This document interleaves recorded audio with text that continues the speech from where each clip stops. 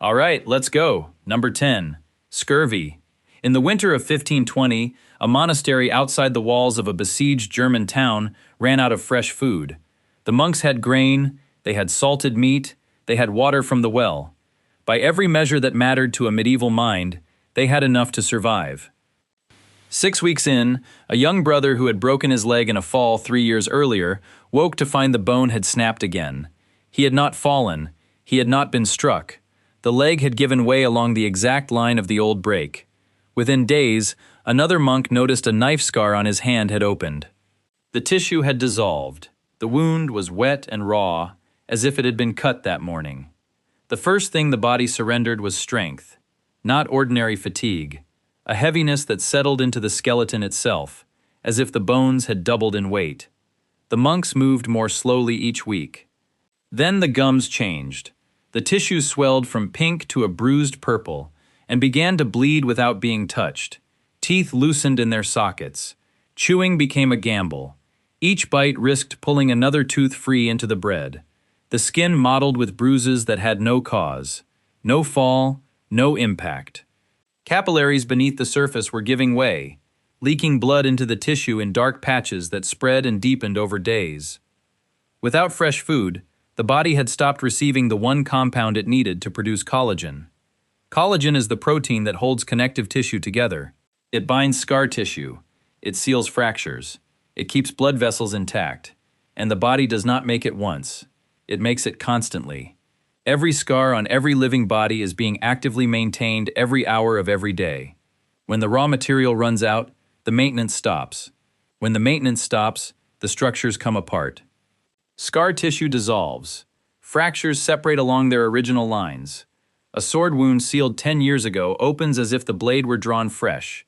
The body was not acquiring new injuries. It was undoing old ones.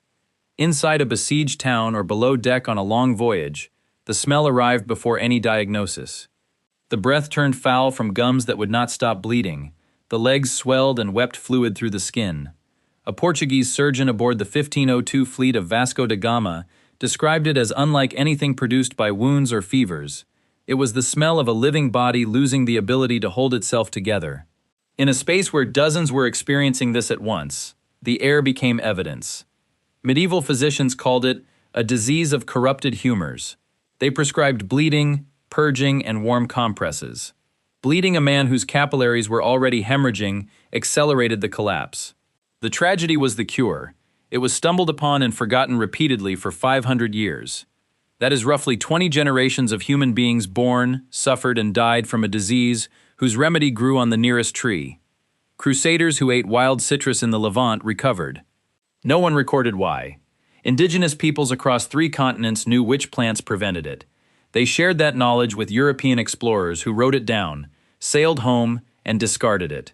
No framework existed to explain why a piece of fruit should stop a skeleton from falling apart. So the knowledge was thrown away, again and again, for 5 centuries. In 2004, researchers at the University of Bradford examined bones from the wreck of the Mary Rose, a Tudor warship sunk in 1545. Healed fractures had come apart again before death. The finding was consistent with advanced vitamin C depletion, but here is where the standard explanation collapses. Scurvy is not simply a deficiency, it is a reversal. The body does not stop healing, it actively disassembles repairs it has already completed. No other condition in medical history does this.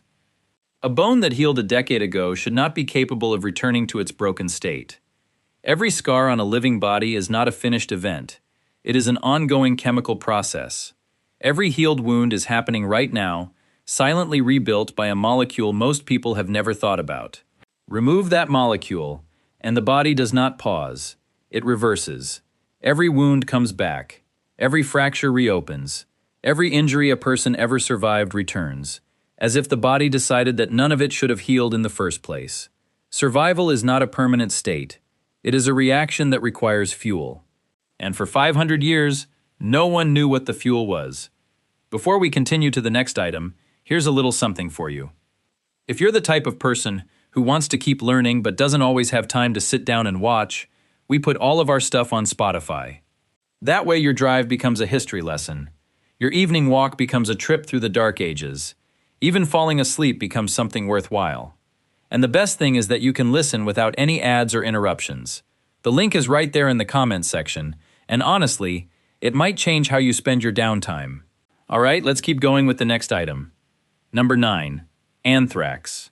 In the autumn of 1473, a physician in the wool quarter of Ghent was summoned to examine a merchant who had died that morning.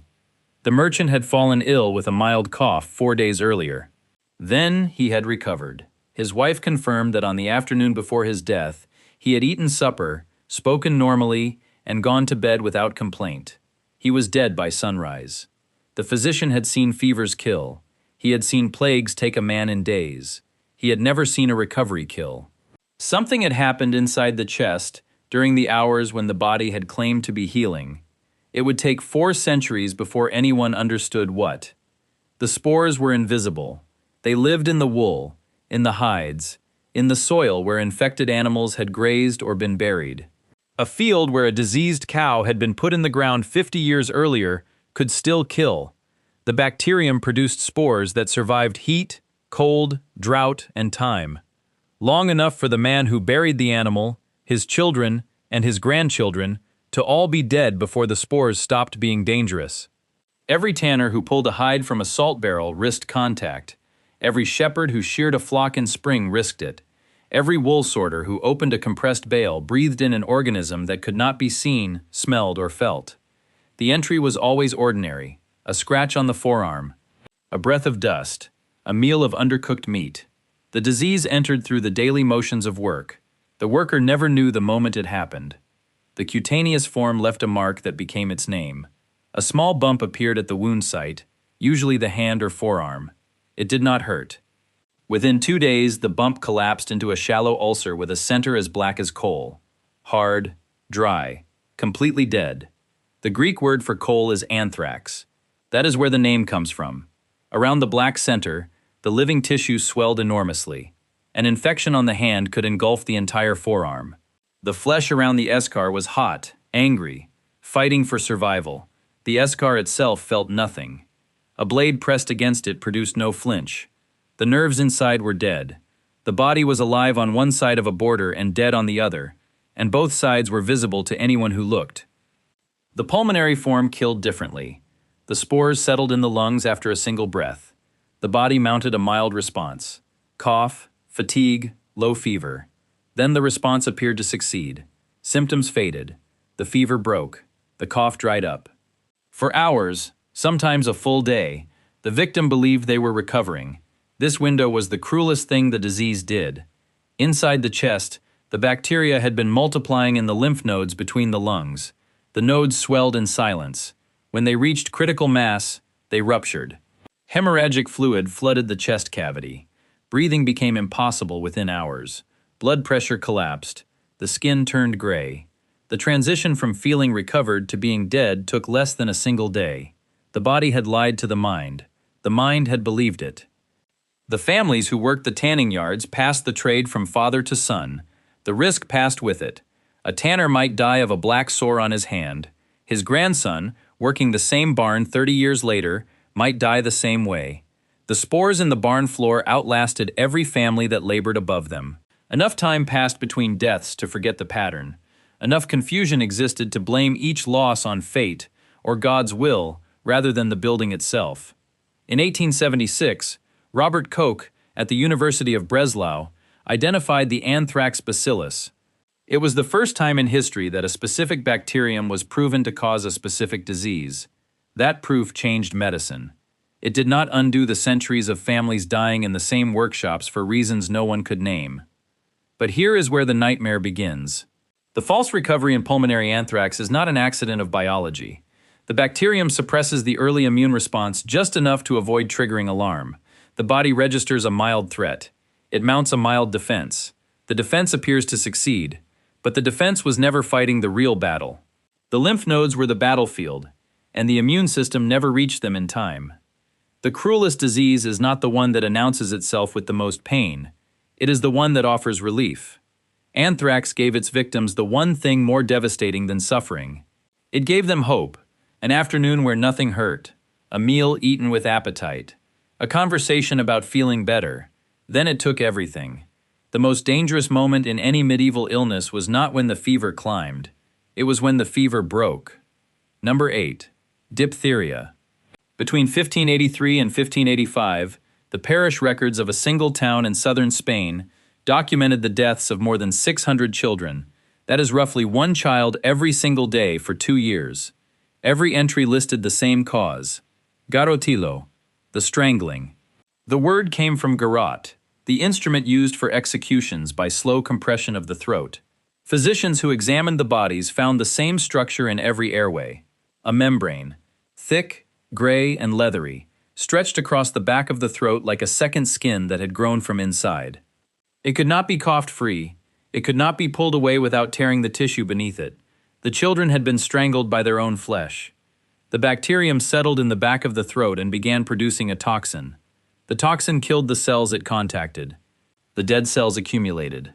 Layer by layer, a pseudomembrane built itself across the pharynx, growing thicker with each passing day. It was not loose. It was anchored to the living tissue beneath, fused with it, so that pulling it free meant pulling living flesh along with it. The membrane grew forward toward the mouth and downward toward the trachea. As it thickened, the passage for air narrowed. A child who could breathe normally on the first day was whistling by the third. By the fifth, every inhale was a battle. The sound defined the disease in any household that experienced it. A high, thin whistle on the inhale that could be heard from the next room. Then a wet rasp as the membrane grew. Then a stridor, a harsh scraping noise that meant the airway was nearly closed. Parents in medieval towns learned to listen for the first whistle the way they listened for cough during plague season. The difference was the pace. A plague cough could kill in days. The whistle stretched over a week, growing quieter not because the child was healing but because less air was getting through. The quiet at the end was not recovery, it was obstruction. The children fought for every breath. Their ribs pulled inward with the effort of inhaling against a sealed passage. Lips turned blue. Fingernails darkened. The family gathered around a child whose breathing was visibly, audibly failing, and they could do nothing. A physician might attempt to pull the membrane free with his fingers or with a hooked instrument. The membrane tore. The tissue beneath bled. The child choked on the blood. Some physicians tried to cut below the obstruction and insert a hollow reed into the trachea to bypass the membrane. Some children survived this. Most did not. And those who survived the throat faced a second threat no one expected. The toxin that had built the membrane also traveled through the blood. Weeks after the throat healed, it attacked the heart. A child who had been breathing freely and eating again collapsed from cardiac failure without warning. The physician stood between two forms of harm. Leave the membrane and the child suffocates. Remove it and the child hemorrhages, with no guarantee of survival. There was no option that did not cause suffering. The families who begged the physician to act watched the procedure destroy their child faster. The families who waited watched the membrane finish its work. The guilt survived the child in both cases. In 1826, a French physician named Pierre Bretonneau at the hospital in Tours gave the disease its modern name. He called it diphtheria, from the Greek word for leather, because the membrane had the texture of animal hide. But here is where the standard account falls apart. The membrane was not the disease, it was the wreckage left behind by the toxin. The bacterium itself often stayed in the throat. The toxin traveled. It entered the bloodstream. It reached the heart muscle. It reached the nerves. A child could survive the suffocation entirely and still die weeks later from a poison that had been circulating since the first day of the illness.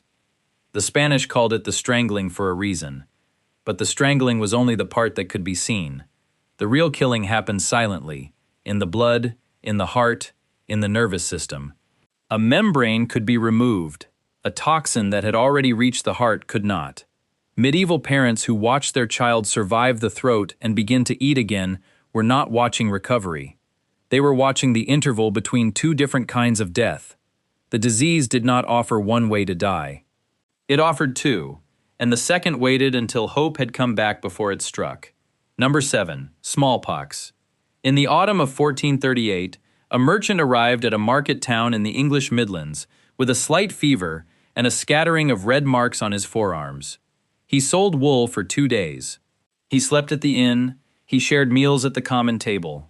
On the third morning, he left feeling worse. No one in the town thought anything of it. A traveler with a mild rash was not news.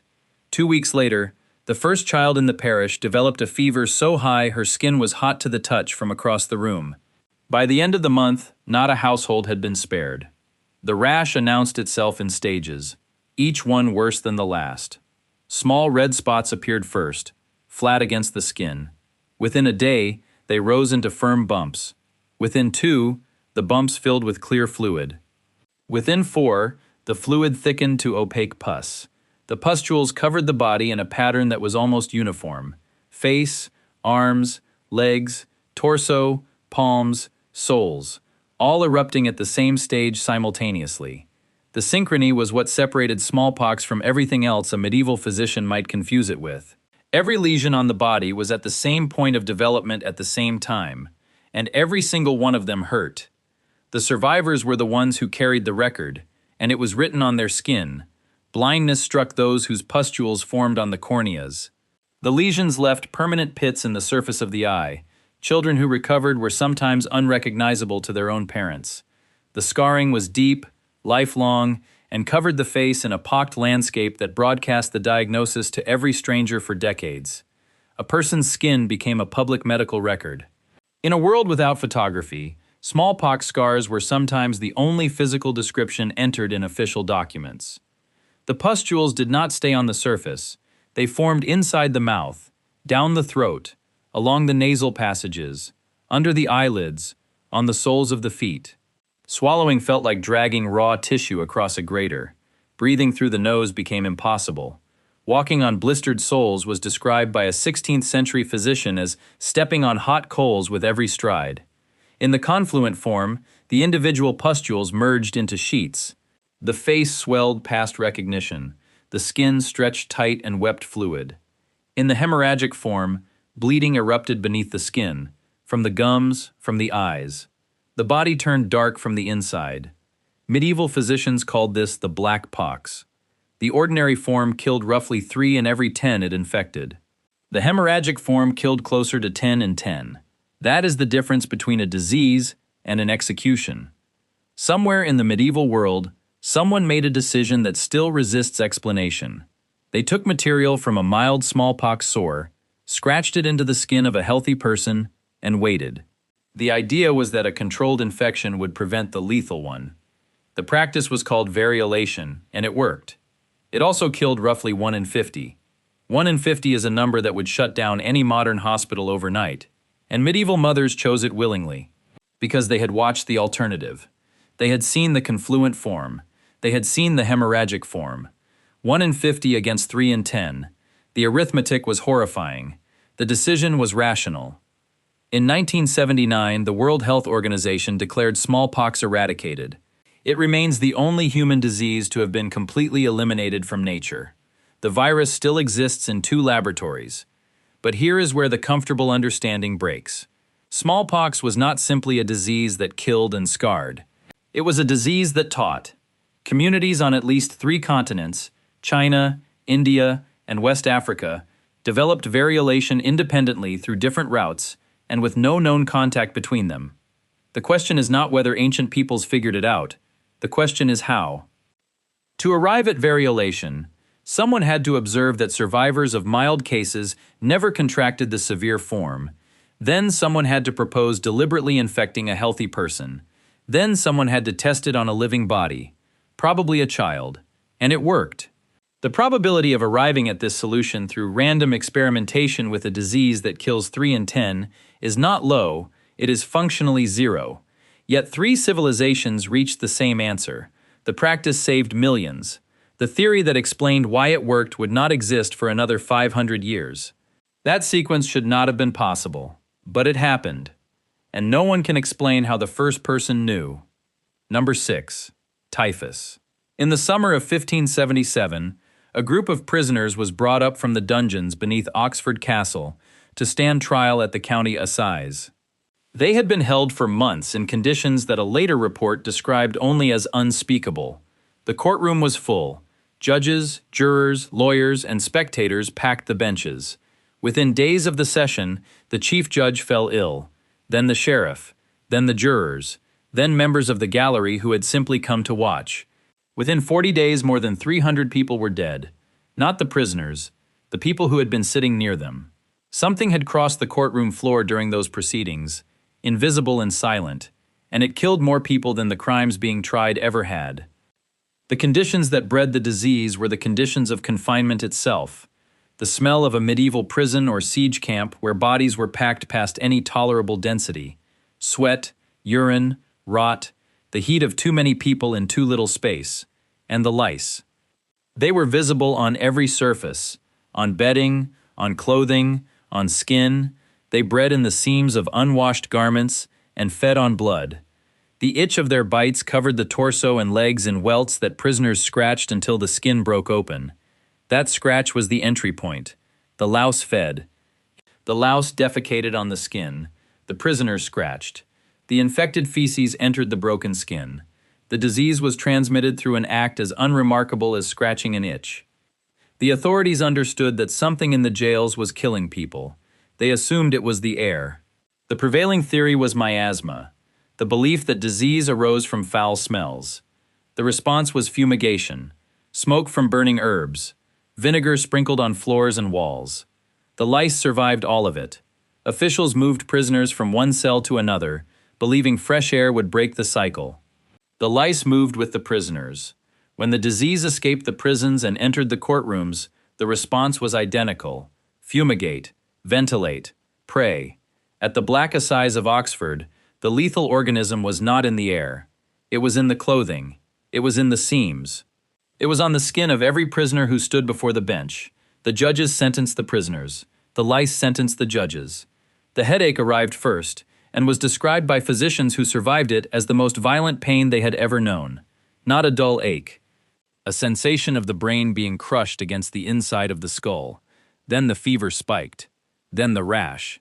A constellation of dark red spots spreading from the chest outward, deepening from red to purple to black over days. Then the delirium. Typhus delirium was not confusion. It was violence. Victims screamed for hours without pause. They tore at their own skin. They saw figures that were not there, and animals crawling across the ceiling. They thrashed so violently they had to be tied to their beds, and the restraints left fractures and deep bruises. Attendants were afraid to enter the room. The word typhus comes from the Greek for smoke or stupor. The consciousness dissolved into fog. For many, it never cleared. In severe cases, gangrene crept inward from the edges. Fingers blackened. Toes died. In some patients, the gangrene reached the genitals. The victim, still inside the delirium, did not know. When survivors finally surfaced from the fog weeks later, they discovered that parts of their body had been lost, while they were somewhere else entirely. A man entered the fever with 10 fingers and emerged with 7. He had no memory of losing them. The body had been dying in pieces while the mind was trapped inside a hallucination it could not escape. In 1916, Henrique de Rocha Lima identified the bacterium Rickettsia prowazekii as the cause of epidemic typhus. It was named after 2 researchers who died of the disease while studying it. But here is where the account turns. The louse did not inject the bacterium the way a mosquito injects malaria. The louse defecated it onto the skin. The victim infected themselves by scratching. The most natural response to the most common irritation in a medieval prison was the mechanism of transmission. The itch was the trigger. The scratch was the delivery system. The disease had turned the body's own reflex into a weapon against itself. More than 300 people died at the Oxford Assize of 1577.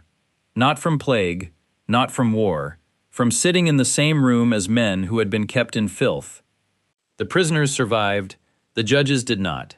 The disease did not distinguish between guilt and innocence. It distinguished between proximity and distance. The only thing that determined who lived and who died was which side of the courtroom floor a person was sitting on. Justice, in that room, was not blind. The disease was. Number 5. Syphilis. By the year 1500, every nation in Europe had a name for the disease. None of them used their own. The French called it the Neapolitan disease. The Italians called it the French disease. The Germans called it the French evil. The Polish called it the German disease. The Russians called it the Polish disease. The Ottoman Empire called it the Christian disease. Within 7 years of its first recorded outbreak in 1495, the infection had crossed every border on the continent, and every country it entered immediately named it after a neighbor. No disease in history has been renamed more often. No disease has been disowned more completely. The speed of the blame tells the story. Something had arrived that was so disfiguring, so tied to shame, that entire nations refused to let it carry their name. The first stage announced itself quietly. A single sore appeared at the point of contact. Hard, round, painless. It could be mistaken for a minor wound. It healed on its own within weeks. The infected person believed it was over. It was not over. Weeks to months later, the second stage arrived. A rash spread across the torso, the palms, the soles of the feet. Sores opened in the mouth and throat. Hair fell out in patches. Fevers rolled through the body without pattern. Joints ached deep inside the bone. This too faded, and the silence that followed was the worst part of the disease. The bacterium had not left. It had descended into the tissues, the bones, the organs, the brain. It waited there, sometimes for years, sometimes for decades. The third stage, when it came, destroyed whatever it touched. The gumma was the signature of tertiary syphilis, a soft, rubbery mass of dead tissue that formed inside the body and ate its way outward. Gummas formed in the liver, the heart, the bones. When they formed in the skull, the bone dissolved. When they formed in the palate, the roof of the mouth collapsed into the nasal cavity. Food entered the nose. Speech changed. The voice took on a hollow, nasal quality that announced the diagnosis to anyone within earshot. When gummas formed in the nose, the cartilage dissolved and the bridge collapsed inward. The face caved in on itself. A person who had been healthy and recognizable 5 years earlier now carried a face that had been reshaped by something eating it from the inside. The pain was worst at night. Bone pain that peaked in the dark hours and subsided by morning, so that sufferers spent their days in exhausted recovery and their nights in agony. Sleep became impossible. The disease had its own clock, and it ran on darkness. The shame was a second disease layered on top of the first. Theologians across Europe declared syphilis a divine punishment for sexual sin. Towns expelled the infected. Hospitals refused them. Physicians who agreed to treat the disease charged double because the stigma attached to anyone who touched it. The standard treatment was mercury, administered as an ointment rubbed into the skin or as a vapor inhaled in a sealed chamber. The side effects of mercury poisoning, loose teeth, constant drooling, tremors, kidney failure, were often indistinguishable from the disease itself. Patients did not know whether their symptoms were the infection or the cure. A common saying of the period captured the calculus. A night with Venus, a lifetime with Mercury. The shame ensured that those who suffered did so in silence. Medical records from the period are sparse because patients gave false names or avoided physicians entirely. The disease moved through populations that refused to speak about it, carried by people who would rather endure the gumma than admit the cause. In 1905, Fritz Schaden and Erich Hoffmann at the Charité Hospital in Berlin identified the bacterium Treponema pallidum under a dark field microscope. But here is where the comfortable history breaks apart. The disease did not simply destroy the body. It destroyed the person's place in the world before it destroyed the body itself. The diagnosis was a social death that preceded the physical one by years, sometimes by decades. A man with a collapsed nose was not a patient. He was a verdict. The face became a public confession of private conduct. Every stranger who saw the damage knew the cause. No other disease in the medieval world wrote its origin story on the outside of the body with such precision. Leprosy disfigured, smallpox scarred, but syphilis narrated. It told the story of how it was acquired, and it told that story to every person the sufferer ever met again. The body became a document, and the document could not be sealed. Number 4. Rabies. In the spring of 1412, a farmer outside Padua brought his dog indoors after it was bitten by a stray near the river. The wound was small, the dog seemed fine. It ate, it followed commands, it slept at the foot of the bed as it always had. 3 weeks later, the farmer woke to a sound he had never heard the animal make. A low, continuous growl that did not stop when he spoke. The dog was standing in the corner of the room, facing the wall. It would not turn around. When the farmer reached for its collar, it bit him on the hand. Not a warning snap. A full bite that broke the bone of his index finger. The dog was killed that morning. The farmer washed the wound, wrapped it in cloth, and returned to his work. He did not know that the thing that would kill him was already climbing the nerves of his right hand, moving toward his spine at roughly 2 centimeters per day. The virus traveled along the peripheral nerves in silence. No fever, no swelling, no sign at all that the body was under attack. The incubation period lasted weeks, sometimes months. Then the first symptom appeared at the bite site itself, a tingling, an itch deep in the tissue that could not be scratched because it was not on the surface. The wound had healed. The skin was closed, but something beneath it was wrong. That tingling was the virus arriving at the nerve endings where it had entered, having completed a round trip to the brain and back. By the time the itch appeared, the infection in the brain was already beyond any intervention. The hydrophobia arrived next, and it was unlike any symptom produced by any other disease in the natural world. The victim became unable to swallow water, not unwilling, unable.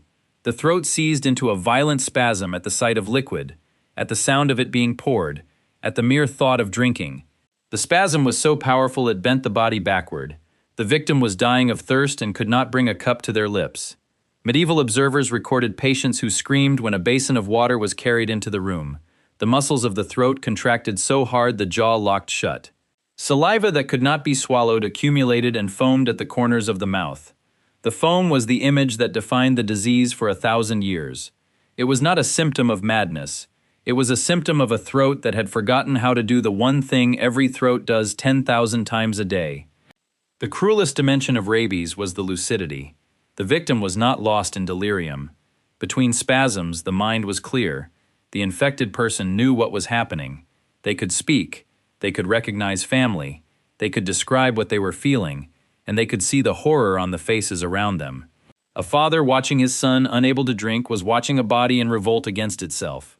A wife watching her husband foam and arch and scream, then pause, look at her with clear eyes, and say her name before the next spasm struck, was watching something that no framework of disease could explain. The medieval church had a framework.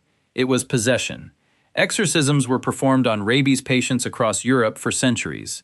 The spasms, the foaming, the alternation between violence and lucidity matched every description of demonic inhabitation in the ecclesiastical literature.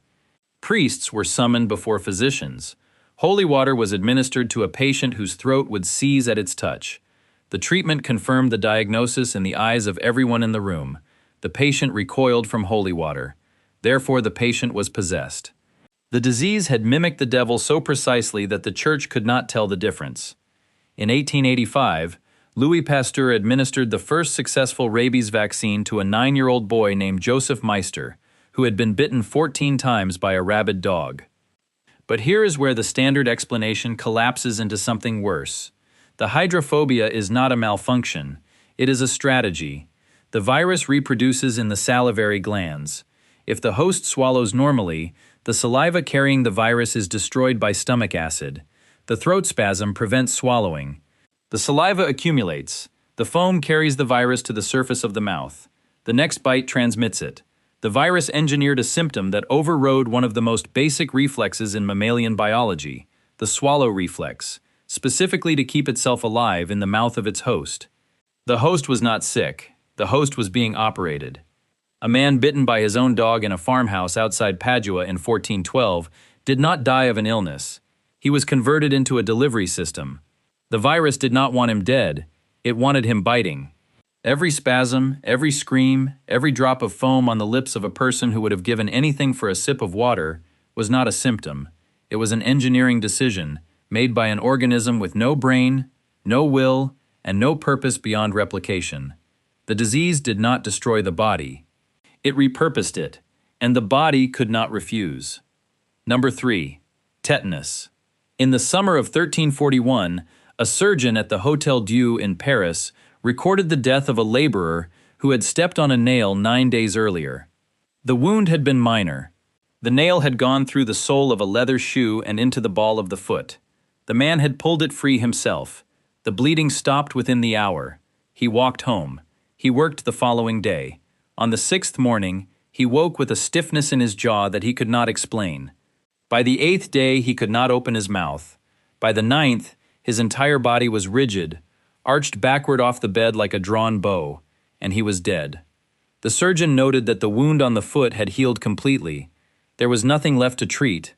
The thing that killed the man had entered through a hole that no longer existed. The bacterium lived everywhere, in the soil, in the dust, in the rust on every nail, and the dirt on every thorn. It was not rare. It was not exotic. It was the most ordinary organism in the most ordinary places. A scratch from a garden fence, a splinter from a barn door, a cut from a piece of broken pottery in a field. Any break in the skin deep enough to create an environment without oxygen was sufficient. The spores waited in the wound and germinated. The bacterium itself never spread through the body. It stayed at the wound site. What traveled was the toxin, one of the most powerful poisons known to biology. It entered the peripheral nerves and climbed toward the spinal cord, where it blocked the signals that tell muscles to relax. Without that signal, the muscles contracted and could not release. The jaw locked first, then the neck. Then the muscles of the back contracted simultaneously, pulling the spine into a rigid arch so extreme the body rested on the back of the head and the heels. The abdomen became hard as wood. The face locked into a fixed expression that had its own medical name. Rhesus sardonicus, the sardonic grin. The lips pulled back. The eyebrows lifted. The face of a person in the most extreme muscular agony a human body could produce looked, to anyone watching, like a smile. The spasms came in waves.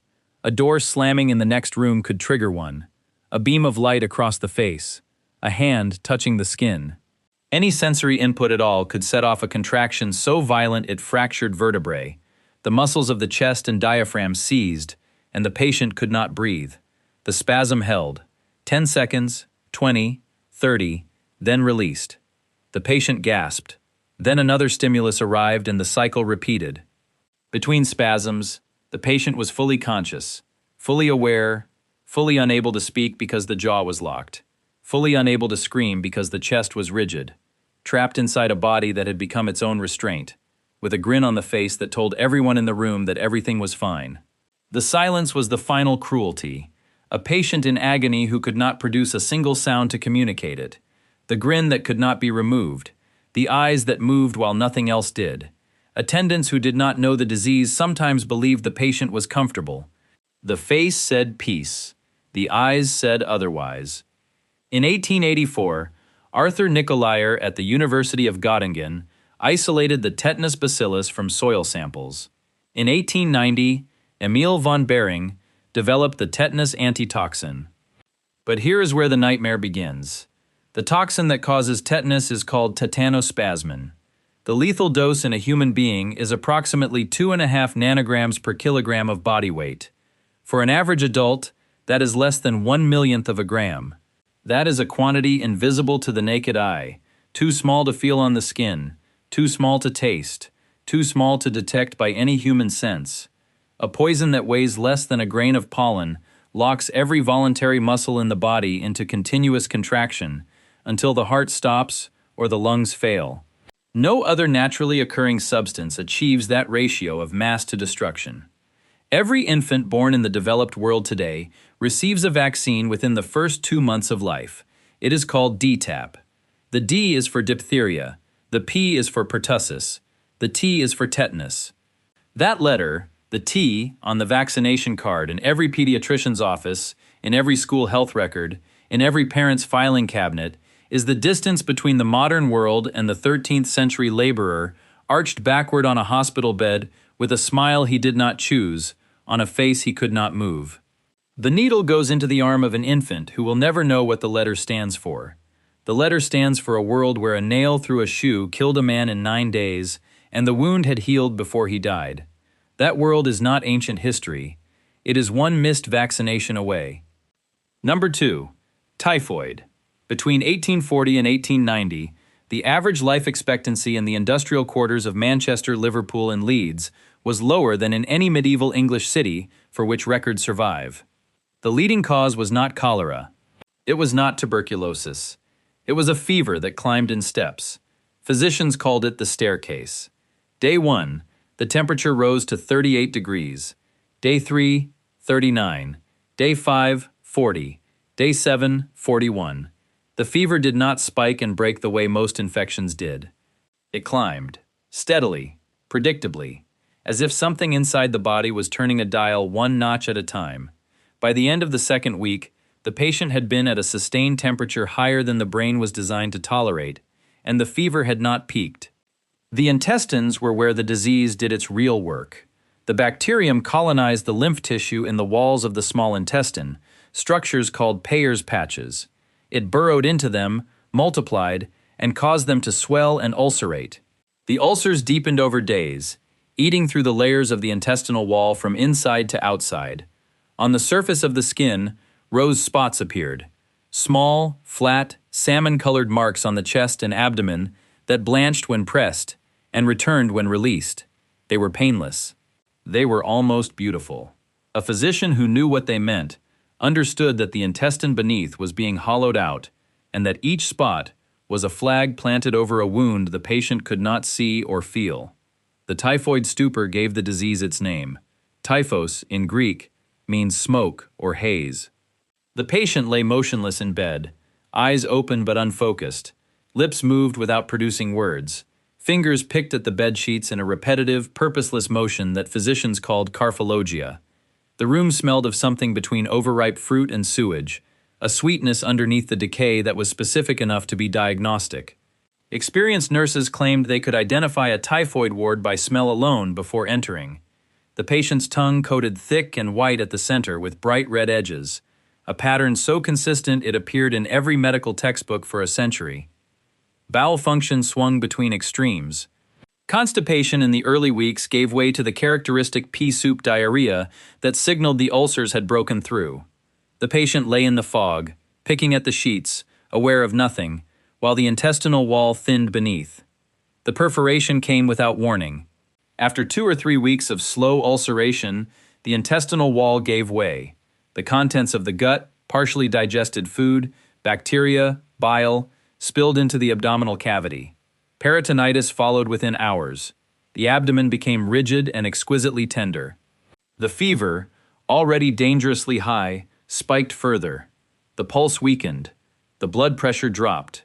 A patient who had been lying still for weeks in a quiet stupor was suddenly in the most acute surgical emergency the medieval or early modern world could produce, and there was no surgery to offer.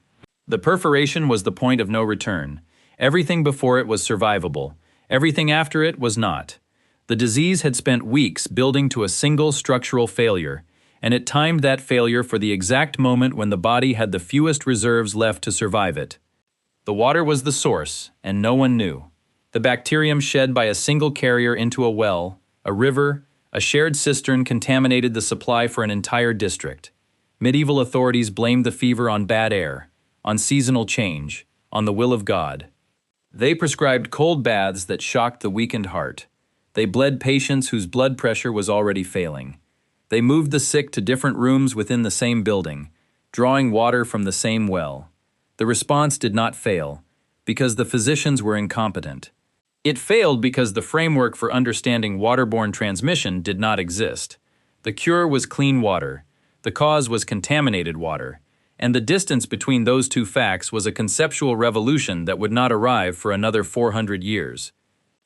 In 1880, Carl Joseph Eberth, at the University of Zurich, identified the typhoid bacillus in the mesenteric lymph nodes and spleens of patients who had died of the fever. But here is where the standard account falls apart. Typhoid did not kill like other fevers. Other fevers burned fast and broke. Typhoid was patient. It spent weeks hollowing out the intestinal wall one layer at a time, maintaining a fever just high enough to disable the patient, but not high enough to kill outright, as if it were waiting for the structure to weaken to the precise threshold of collapse. The perforation was not a complication. It was the destination. Everything the disease did for the first 3 weeks, the staircase fever, the stupor, the slow ulceration, was preparation for a single catastrophic event that arrived at the moment of maximum vulnerability. No other common infection demonstrated that kind of structural patience. The disease did not overwhelm the body. It undermined it, quietly, methodically, one layer at a time, until the floor gave way. Number 1. Leprosy. In a village in southern France in the year 1286, a woman whose hands had grown numb over the course of a single winter was brought before the parish priest. He examined her skin. He pricked her fingers with a needle. She did not flinch. He asked her to close her eyes and tell him when she felt the point. She felt nothing. The priest did not prescribe medicine. He did not send her to a physician. He began to prepare the Mass of separation. The ceremony was identical to a funeral. The woman stood at the altar. The priest read the rites for the dead. Earth was sprinkled on her feet. She was told she was dead. The bacterium attacked the peripheral nerves first, the nerves that carry sensation from the skin to the brain, the ones that tell a person when something is hot, sharp, or pressing too hard. As the nerves died, sensation withdrew. Fingers that could feel a needle 1 month could not feel a flame the next. The hands and feet went first, then the forearms, then the face. The damage was not the disease itself that disfigured. It was what happened after the feeling left. A hand that could not feel a burn stayed on the hot surface. A foot that could not feel a stone walked on it until the bone was exposed. Cuts went unnoticed. Infections set in without pain to signal them. The body did not rot from leprosy. It was destroyed by injuries that were never felt, treated, or healed. The fingers shortened over years not because the disease consumed them, but because the bones were reabsorbed by a body that no longer registered the damage accumulating at its edges. The face changed last. The eyebrows thinned and disappeared. The nose thickened, then collapsed as the cartilage was reabsorbed. The skin coarsened into folds. The transformation was slow enough that the person watched it happen in the reactions of everyone who looked at them. The Mass of separation was not a metaphor. It was a legal proceeding. After the ceremony, the leper was dead in the eyes of the church and the law. Marriage was dissolved. Property was forfeited. The leper's spouse was free to remarry. Children were reassigned. The leper was issued a clapper or a bell, required to announce their approach so that others could clear the path. They could not enter a market. They could not draw water from a public well. They could not touch a child. They could not enter a church. They stood outside, listening through a narrow opening called a leper squint, a slit in the wall designed to let them see the altar without contaminating the congregation. The ceremony told them they were dead. The law enforced it. But the body continued. The lungs drew breath. The stomach demanded food.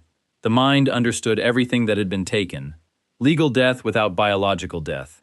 A person fully conscious inside a life that had been officially ended. The lepers wrote letters. Petitions to monasteries and hospices survive in archives across medieval Europe. They are written in the language of people negotiating the terms of their own disappearance. Requests for shelter, for food, for permission to sleep inside a wall. Some petitions were granted, many were not. A letter from a hospice in Burgundy dated 1262 records the rejection of a man on the grounds that the house was full. The letter notes that the man had been living in a ditch outside the town wall for an unspecified period. How long a person could survive in a ditch in a Burgundian winter, while unable to feel their own extremities, is a question the letter does not answer. The petitions are the closest thing to a first-person account of what it meant to be expelled from the category of the living while still being alive. They do not describe pain. They describe logistics, where to sleep, what to eat, which roads were permitted. The absence of pain in the letters is the disease itself. They could not describe what they could not feel. The body was being dismantled in silence, and the person inside it was the last to know. In 1873, Gerhard Armauer Hansen, at the leprosy hospital in Bergen, Norway, identified Mycobacterium leprae as the causative agent. It was the first bacterium ever identified as causing disease in humans. But here is where the comfortable understanding collapses. Leprosy did not kill. The bacterium had one of the slowest replication rates of any known pathogen. A single division took 12 to 14 days. Most bacteria divide in minutes. Leprosy took weeks. It was not in a hurry. It did not need to be. It was not trying to overwhelm the immune system. It was trying to live inside it. The bacterium colonized the Schwann cells that insulate peripheral nerves, the very cells whose job was to protect the nervous system. It moved in and stayed. The immune response that eventually destroyed the nerves was the body attacking itself, trying to reach an invader it could not dislodge. The disfigurement, the numbness, the loss of fingers and face, none of it was caused by the bacterium directly. It was caused by the body's own defense system burning down the house to kill something hiding in the walls. The woman in the village in 1286 did not die of leprosy. Almost no one did. The disease did something the medieval world considered worse. It left the body alive and took everything else. The name, the family, the legal existence, the right to be touched, the capacity to feel. A person with leprosy was not destroyed. They were subtracted, piece by piece, nerve by nerve, right by right, until what remained was a body that could not feel itself being erased and a mind that could not stop watching. The disease did not take life. It took the argument for living, and it left the person there to sit with what was missing. If you want to see more videos like this, click the video on screen now and make sure to subscribe.